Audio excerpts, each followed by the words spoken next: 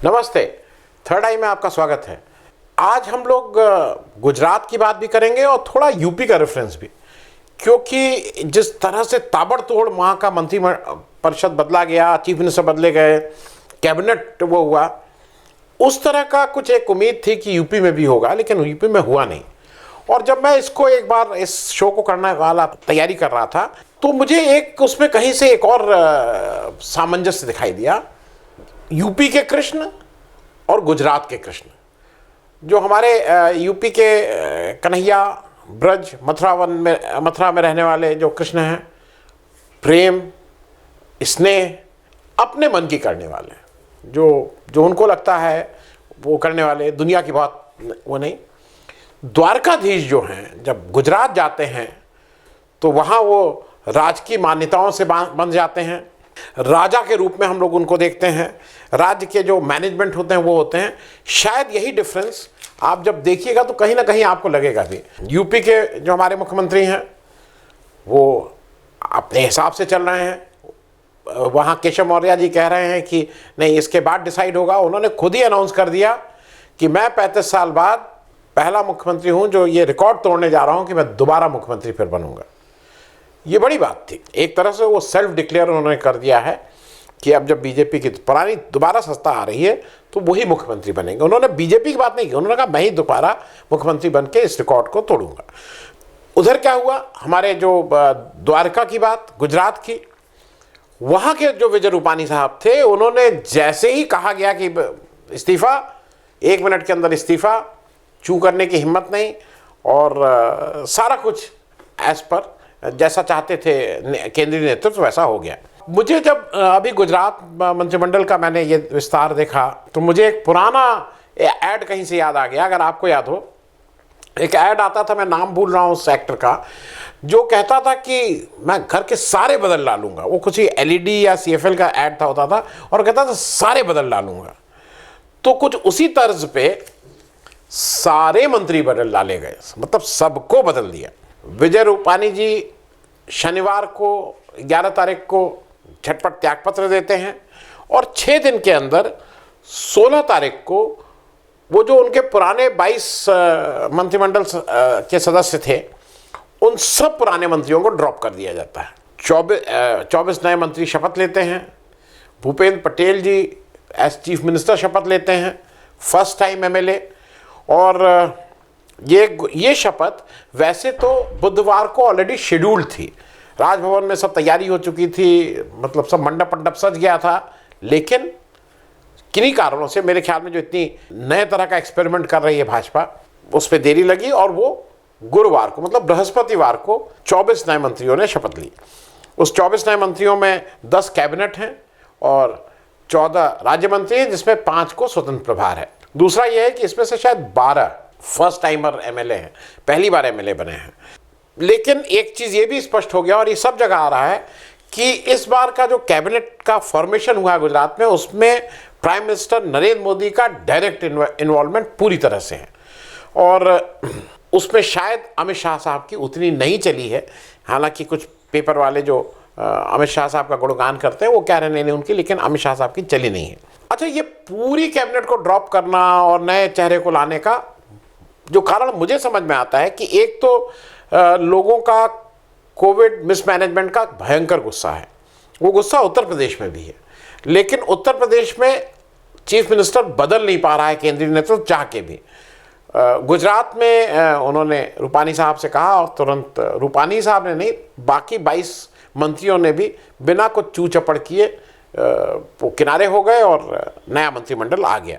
दूसरा जो खराब गवर्नेंस है, गुजरात के खराब गवर्नेंस की भी बात होती है कि वहाँ की गवर्नेंस बहुत ख़राब है, वो भी एक है, और उसकी वजह से लोगों का थोड़ा गुस्सा भी है। एक चीज़ और याद रखिएगा, जो मैं आगे भी इसकी थोड़ी चर्चा कर लेंगे, कि 2017 में भाजपा बहुत रिड्यूस मार्जिन के साथ आई थी। 182 की विधानसभा में 99 ही उसके हुए थे, जो उससे पहले जो 2012 की विधानसभा थी उसमें 115 थे, 16 कम हुए थे। वो अलग बात है कि बाद में जोड़ तोड़ करके उन्होंने क्या क्या कर लिया। इस जन आक्रोश को और एंटी इनकम्बेंसी को ऐसा कहा जाता है कि हटाने के लिए या उससे लोगों का गुस्सा कम हो, इसलिए ये पूरा नए कैबिनेट को लाने की कोशिश की गई है, क्योंकि इसमें से कोई भी रूपानी सरकार में नहीं था।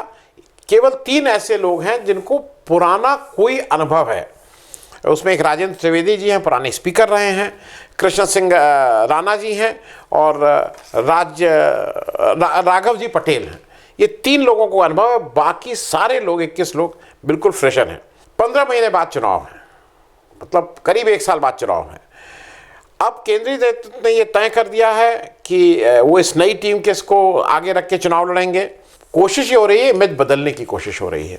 ये कोशिश उत्तर प्रदेश में भी हो रही है, लेकिन अभी तक उत्तर प्रदेश में मंत्रिमंडल का चेंज नहीं हो पाया है। मैं आगे बढ़ूं इससे पहले मैं एक बात आपको ऐसी बात बता दूं जो आपको भी सुन के ताज्जुब होगा। मैं बाकी सारे पेपर्स ने इसको फर्स्ट पेज पे लिया है, इस खबर को मोस्ट ऑफ द पेपर्स ने फर्स्ट पेज पे छापा है। किसी ने फर्स्ट लीड, किसी ने सेकंड लीड, किसी ने इंडियन एक्सप्रेस ने सेकंड लीड लगाई है, टाइम्स ऑफ इंडिया ने बॉटम हाफ की, मतलब फर्स्ट पेज की बॉटम हाफ लगाया। लेकिन एक हमारा प्रतापी पेपर है, शायद पूरे ब्रह्मांड में, दुनिया नहीं, अब उसको वो तो अभी भारत कहता था, वो दुनिया कहने लगा, पूरे ब्रह्मांड में बिकने वाला सबसे ज़्यादा पेपर दैनिक जागरण। दैनिक जागरण ने इस खबर को पहले नंबर पेज पे, ये उसकी साइज ऑफ खबर है, गुजरात मंत्रिमंडल का ये साइज ऑफ खबर है, 5 लाइन 1 कॉलम। इसका कारण भी स्पष्ट हो जाएगा, जब आप इस पेपर को पलटेंगे तो कारण स्पष्ट हो जाएगा। 2 पेज के फुल पेज ऐड केवल मध्य प्रदेश सरकार के। अब मध्य प्रदेश सरकार का उत्तर प्रदेश में क्या लेना देना, लेकिन वो मोदी जी की बर्थडे है और मोदी जी की बर्थडे का अपना भाई प्रदर्शित करना है कि मैं आपके साथ बात हूँ। हालांकि मैं चलते चलते एक थोड़ा सा विषय परिवर्तन कर दूं। आज जो ट्रेंड हो रहा है ना ट्विटर पे मोदी जी की बर्थडे को लेके, वो भी जरा आप देख लीजिएगा। मैं उसके बारे में कुछ नहीं कहूँगा, आप खुद भी देख लीजिएगा कि क्या ट्रेंडिंग है उस बर्थडे का। हाँ, इससे पहले कि मैं बोलूँ भाई, आज 17 सितंबर है, मोदी जी आपको जन्मदिन की बहुत बहुत शुभकामनाएं। वो ट्विटर वाले कुछ भी ट्रेंड करते रहें, लेकिन आप दीर्घायु हो, यशस्वी हो, देश के ऐसे प्रधानमंत्री के रूप में पहचाने जाए जिसकी याद बहुत दिनों तक लोगों को रहे। तो 2 पेज का ऐड दे दिया मध्य प्रदेश सरकार ने, 1 पेज के हाफ पेज के 2 करके उत्तर प्रदेश सरकार ने 1 दे दिए, गवर्नमेंट ऑफ इंडिया ने भी 1 फुल पेज दिया और असम सरकार ने भी 1 फुल पेज दिया। तो अगर 6-6, 4-4, 5-5 पेज फुल पेज ऐड मिल रहा है सरकार से ही, तो उसको इतना बड़ा करो या इतना बड़ा करो या गायब ही कर दो, कहते हैं। उस पेज, उस खबर को 20 नंबर पे ढकेला गया है। तो आपको समझ सकते हैं कि मीडिया किस तरह से इसको प्ले कर रहा है। एक चीज़ बिल्कुल स्पष्ट हो गई है इस वाले जो मंत्रिमंडल का विस्तार हुआ है, जो CR पाटिल साहब हैं, उस पर भी मैंने एक एपिसोड किया था। मैं कोशिश करूंगा कि नीचे उसका एपिसोड का आपको लिंक दे दूं। वो भी बहुत यशस्वी वो अध्यक्ष हैं भाजपा के गुजरात में।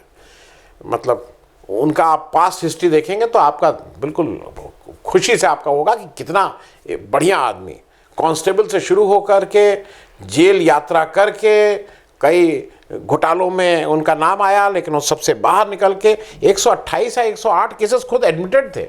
108 केसेस में आज एक भी केस नहीं। ऐसे यशस्वी CR पाटिल साहब की बिल्कुल ठीक से चली है। CR पाटिल साहब गुजरात की पॉलिटिक्स में मैं बता दूं, वो मोदी जी के बिल्कुल खास, अमित शाह से उनकी बनती नहीं है। तो वो भी एक कहीं ना कहीं उनका इम्प्रिंट दिखाई दे रहा है कि, और वो एक मैं सिर्फ उदाहरण दे दूं जिससे आपको क्लियर हो जाएगा। एक वहाँ से ये नवसारी से ये MP हैं CR पाटिल साहब। नवसारी की एक नीचे के MLA कंस्टिट्यूंसी है मजूरा में बीजेपी के जो MLA हैं वो हैं Harsh Sanghavi. He is the youngest minister in this, मतलब इस मंत्रिमंडल में। हाँ, हरीश सांघवी साहब नवसारी की जो नीचे की विधानसभा मजूरा है वहाँ के यंगेस्ट विधानसभा MLA हैं और उनको minister of state for home बनाया गया है। इसकी इंपॉर्टेंस समझ लीजिए। जब मोदी जी चीफ मिनिस्टर थे तो minister of state for home कौन था? आपकी याददाश्त के लिए बता दूं कि minister of state for home कितना इंपॉर्टेंट होता है। हरेन पांड्या साहब जाते रहे और कैसे जाते रहे आज तक पता नहीं लगा।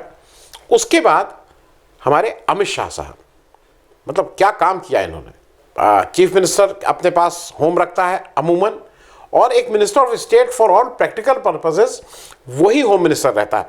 कहने को वो चीफ मिनिस्टर के पास ही होम रहता है। पिछली सरकार में विजय रूपानी साहब ने अपने पास ही होम रखा था, लेकिन उनके जो minister of state for home थे वो प्रदीप सिंह जडेजा साहब थे। प्रदीप सिंह जडेजा साहब गुजरात पॉलिटिक्स में अमित शाह के बिल्कुल खासम खास आदमी हैं, और अमित शाह साहब हरदम ये चाहेंगे कि वो जो minister of state for home है वो उनका व्यक्ति हो, क्योंकि ये आप देख रहे हैं ना अभी, चाहे वो ईडी हो चाहे सीबीआई हो, ये तो सेंट्रल में, उसी तरह से स्टेट में भी गृह मंत्रालय सबसे इंपॉर्टेंट है, जिससे सारे ये चीज़ों का ताना बाना और लोगों पे कंट्रोल किया जाता है। तो वहाँ पे सीआर पाटिल ने अपना व्यक्ति हरीश सांघवी जी को बिठा दिया है।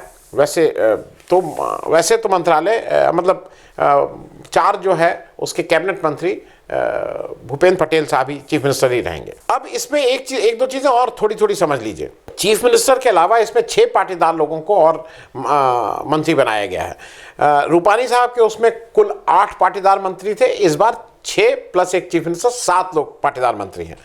अब लेकिन ये कितने प्रभावशाली पाटीदार हैं ये देखने वाली बात है, क्योंकि जो सबसे प्रभावशाली इनके पाटीदार मंत्री थे, जो डिप्टी चीफ मिनिस्टर थे, उनका नाम था नितिन पटेल, उनको बाहर कर दिया, मतलब उनको इसमें जगह नहीं मिली है। ये जो बाकी पाटीदार मंत्री हैं ये सब लोग कोई बहुत ही प्रभावशाली नेता नहीं है पाटीदारों का, और इसलिए ये एक चीज़ समझ में नहीं आती है कि अगर आप पाटीदार को ये सब बना रहे हैं और प्रभावशाली को नहीं रख रहे हैं तो कितना कंट्रोल कर पाएंगे। सूरत को बहुत तवज्जो दी गई है। सूरत को तवज्जो देने के 2 बड़े कारण हैं। एक बड़ा कारण यह है कि सूरत में अभी आम आदमी पार्टी ने लोकल बॉडी इलेक्शन या जो इलेक्शन होते हैं उसमें बहुत अच्छा प्रदर्शन किया है। तो एक तो सूरत को उन्होंने वो रखा है। सूरत ही से सीआर पाटिल साहब जो हैं, जो अध्यक्ष हैं बीजेपी के, वो वहीं उसी जिले से आते हैं। नवसारी उसी का, मतलब वहीं से उनकी लोकसभा कंस्टिट्यूंसी है। दूसरा, मैं आपकी जानकारी के लिए बता दूं कि 2017 के इलेक्शन में सूरत में लास्ट फेज का इलेक्शन था और प्रधानमंत्री जी को कई बार खुद जाके उन्होंने कन्विंसिंग करके और वो करके किसी तरह से उसको बीजेपी के झोले में लाए थे।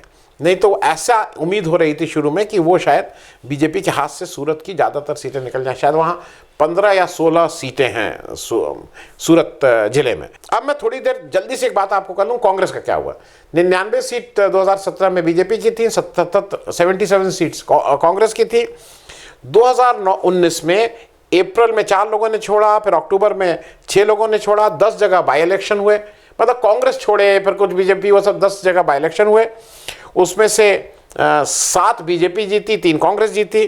फिर 2020 में फिर से 5 कांग्रेस के एमएलए टूट के चले गए बीजेपी में, 3 और बाद में गए, 8 लोग 2020 में गए, फिर बाई इलेक्शन हुआ, बीजेपी सब जीती।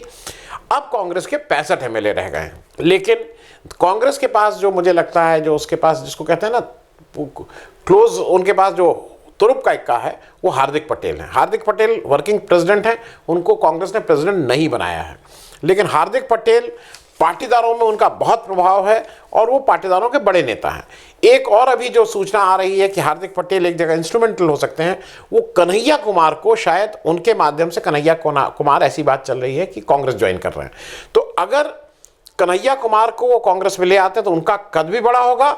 और कन्हैया कुमार एक ऐसे हैं जिनको जैसे वो जो विपक्ष की राजनीति को जो धार चाहिए, वो कांग्रेस के पास जो धार की कमी थी वो शायद कन्हैया कुमार पूरी कर देंगे। अब प्रश्न ये है कि ये यूपी में क्यों नहीं कर पा रहे हैं, मतलब वहाँ जितने आराम से विजय रूपानी साहब हो गए, यूपी में क्या हुआ। तो मैं जो कह रहा था यही फर्क है ब्रज का और द्वारका का। यूपी में स्ट्रांग लीडरशिप के कारण है, क्योंकि लीडरशिप इतनी स्ट्रांग है यूपी की कि वो आपके इशारों पे नहीं चलने वाली है, इसीलिए चेंज नहीं कर पा रहे हैं। और क्योंकि कोरोना का फेलियर यहाँ पे भी हुआ था, ये सब जग जाहिर है, इसको आज की तारीख में आप कुछ कहिए। अब वो अलग बात है कि प्रधानमंत्री को आके खुद सर्टिफिकेट देना पड़ रहा है कि कोरोना का बहुत अच्छा मैनेजमेंट हुआ, कोरोना में बहुत अच्छा था। यूपी में अगर आप याद करिए 3 महीने से बात चल रही है कि यूपी का एक्सपेंशन होगा। बेचारे, मुझे हरदम लगता है कि अरविंद शर्मा जी को तो सब कुछ करके उनको मंत्री पद की शपथ दिला देनी चाहिए, बाकी सबको दिलाते रहिएगा। अरे एक आईएएस आदमी था, नौकरी में था, इस्तीफा दिलवाया गया, यूपी लाया गया, उनको 16 वाइस प्रेसिडेंट से 17वां वाइस प्रेसिडेंट बना दिया गया, एमएलसी बना दिया गया। अरे मतलब एक बढ़िया एक थोड़ी आईएएस को थोड़ी इज्जत भी देनी चाहिए। तो बाकी किसी को करिए चाहे मत करिए, लेकिन उनकी शपथ जरूर हो जानी चाहिए मेरे हिसाब से, क्योंकि रूपानी जी अपने को कार्यकर्ता के रूप में कहते हैं। यहाँ पे फर्क यह है कि कहने को योगी जी भले ही कार्यकर्ता है, लेकिन योगी जी नेता हैं। योगी जी ये नहीं है कि आप जब कहिएगा तो मैं खड़े हो जाओ, जब कहिएगा तो बैठ जाओ, इस तरह की चीजें। एक फर्क और है, रूपानी जी वोट नहीं दिला सकते हैं, वो अच्छे मैनेजर हो सकते हैं, लेकिन योगी जी जो बीजेपी का हिंदुत्व वाला फेस है उसमें वोट दिलाने की भी क्षमता रखते हैं। और उत्तर प्रदेश में सारी चीज़ों के बाद सबसे बड़ी बात यह है कि आज उत्तर प्रदेश में योगी जी से बेहतर कोई चेहरा बीजेपी के पास नहीं है जिसको आगे करके इलेक्शन लड़ सके।